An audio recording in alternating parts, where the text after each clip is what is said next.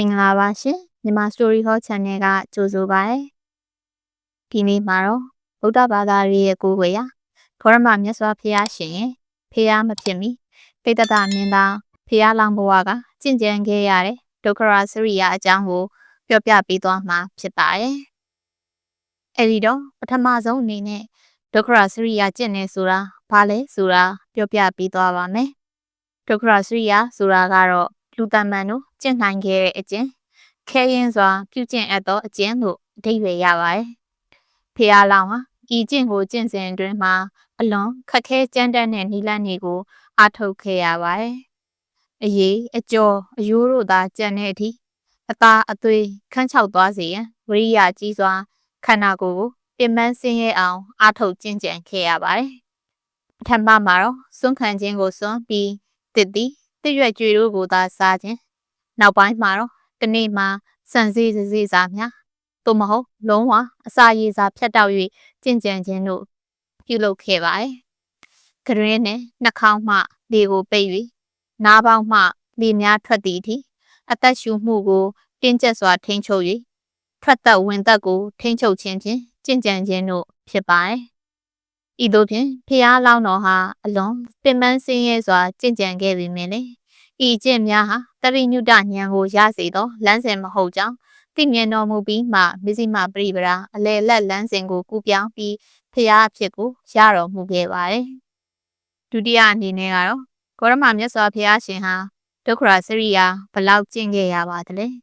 ။ဂေါရမမြတ်စွာဘုရားလောင်းတိဋ္ဌတမင်းသားဟာတပိညုတဉာဏ်ကိုရရှိဖို့အတွက်6နှစ်တိုင်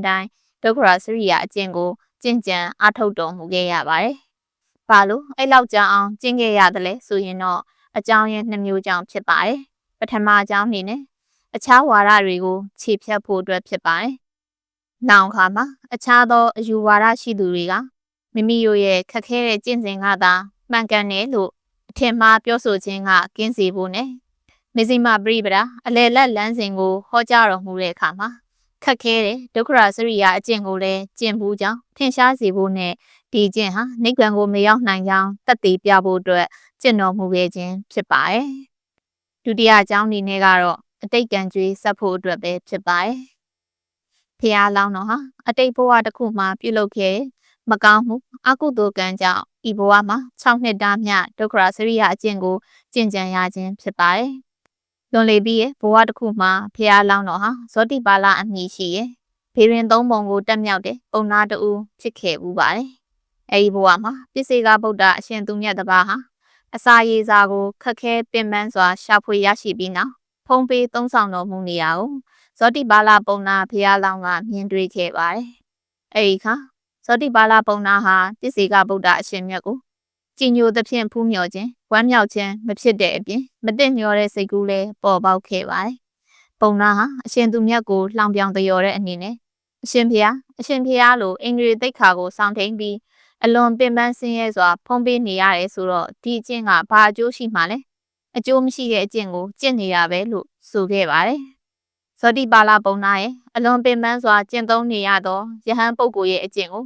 စော်ကားကဲ့ရဲ့ခြင်းနှုတ်ဖြင့်ပြမှားပြောဆိုခြင်းဟူတဲ့မကောင်းမှုကံကြောင့်အဲ့ဒီကံရဲ့အကျိုးအဖြစ်ဂေါရမဘုရားလောင်းဟာနောက်ဆုံးဘဝမှာတပိညုတဉာဏ်ကိုရဖို့အတွက်6နှစ်တိုင်အလွန်ခက်ခဲပင်ပန်းတဲ့ဒုက္ခရစရိယာအကျင့်ကိုကျင့်ကြံပြီးမှသာဖျားအဖြစ်ကိုရတော်မူခဲ့ရခြင်းဖြစ်ပါတယ်။ဒါကြောင့်ဂေါရမမြတ်စွာဘုရားဟာမိမိရဲ့မကောင်းမှုကံအဟောင်းကိုဤဘဝ၌ဒုက္ခရစရိယာကျင့်ကြံခြင်းဖြင့်ဆက်ခဲ့ခြင်းဖြစ်ပြီးထိုကံကြွေးကြေဝါတဲ့အခါမှသာအလယ်လက်လန်းစဉ်မဇ္ဈိမပရိပရာအဖြစ်ဖျားအဖြစ်ကိုရောက်တော်မူခဲ့ခြင်းဖြစ်ပါတယ်။ပွင့်ခဲ့ပြီးတော့ဖျားရှင်တွေနဲ့အချို့ဖျားရှင်တွေကတော့ဂေါရမဖျားရှင်ကဲ့သို့ဒုက္ခရစရိယာအကျင့်ကိုကျင့်သုံးတော်မူခဲ့ပါတယ်။ဂေါရမမြတ်စွာဘုရားရှင်ရှေ့မှပွင့်တော်မူခဲ့တဲ့ဒီပင်ကရာမြတ်စွာဘုရားဟာတလခွဲသာဒုက္ခရစရိယာအကျင့်ကိုကျင့်တော်မူခဲ့ပြီးတပိညုတဉာဏ်တော်ကိုရရှိခဲ့ပါတယ်။အချို့သောဘုရားရှင်တွေရဲ့ဒုက္ခရစရိယာကျင့်ခြင်းကိုကျမ်းဂန်ဒီမှာတိတိကျကျမဖော်ပြထားပေမဲ့လည်းဘုရားရှင်တိုင်းဟာဘုရားအဖြစ်ကိုရတော်မူကန်ဒီမှာယဟန်အဖြစ်ကိုခံယူပြီးမှဒုက္ခရစရိယာအကျင့်ကိုကျင့်သုံးလေရှိပါတယ်။ဘုရားလောင်းတစ်ပါးစီရဲ့ကျင့်ကြံကွာခြားရခြင်းဟာထိုဘုရားလောင်းရဲ့ပါရမီဖြည့်ဆည်းခဲ့မှုတွေ ပြန်ပေးဆက်ရမယ့်ဝေကျွေးတွေနဲ့ခေတ်ကာလရဲ့အခြေအနေပေါ်မူတည်တယ်လို့လည်းအချို့ဆရာတော်ကြီးများကမိန့်ကြားတော်မူထားခဲ့ပါတယ်။နောင်ပွင့်တော်မူမယ်အရိမတိယမြတ်စွာဘုရားရှင်ဟာဒုက္ခစရိယအကျင့်ကိုကျင့်ရမှာမဟုတ်ပဲ9 ရက်သာကာရပရိကံပြုတော်မူရမယ်လို့ကျမ်းဂန်တွေကမိန့်ဆိုထားပါတယ်။ဖျားလောင်အရိမတိယမင်းသားဟာလူလောကကိုစွန့်ခွာပြီးရဲ့နောက်ဖျားဖြစ်မယ်။ဂံကော်ပင်ကိုရောက်သည့်အခါမှာ9 ရက်ကြာမျှထိုင်နေတော်မူပြီးသည်နဲ့ဖျားဖြစ်ကိုရောက်တော်မူမယ်လို့အဆိုရှိပါတယ်။ဂေါရမမြတ်စွာဘုရားရှင်ရဲ့ဒုက္ခစရိယကျင့်ကြံခြင်းဟာဖျားလောင်ဖြစ်အတိတ်ကံကြွေးကိုဆက်ခြင်းအဲ့ဒါအပြင်အစွန်းရောက်တဲ့အကျင့်များဟာနိဗ္ဗာန်ကိုမရောက်နိုင်ကြောင်းသက်သေပြခြင်းတို့အတွက်ကျင့်သုံးခဲ့ရတဲ့ဗုဒ္ဓသမိုင်းဝင်အကျင့်တော်တစ်ခုဖြစ်ဗုဒ္ဓဘာသာဝင်တိုင်းရဲ့နှလုံးအိမ်မှာဆွဲထင်နေတော့မှာပဲဖြစ်ပါတော့တယ်